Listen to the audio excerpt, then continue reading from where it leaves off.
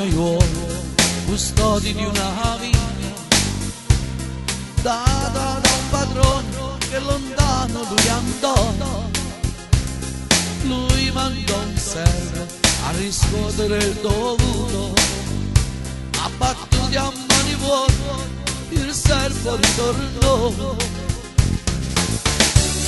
La pietra che rigetti nella vita, tutta sorte per te diventerà, una testata tanto lo diventa, che ognuno si cifra un numero.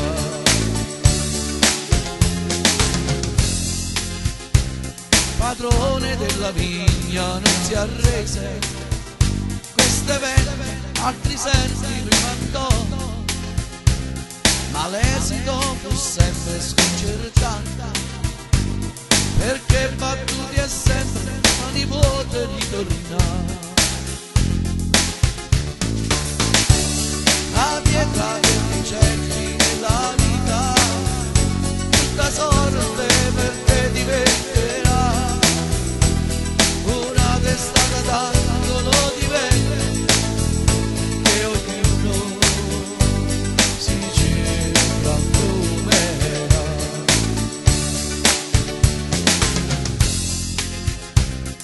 Grande decisione allora prese, mandò l'unico figlio che li aveva, ma i malvagi vignaiuolo, visto l'erede, pensieri morte li conquistò, uccisero il figlio del padrone e per loro brutta sorte incominciò.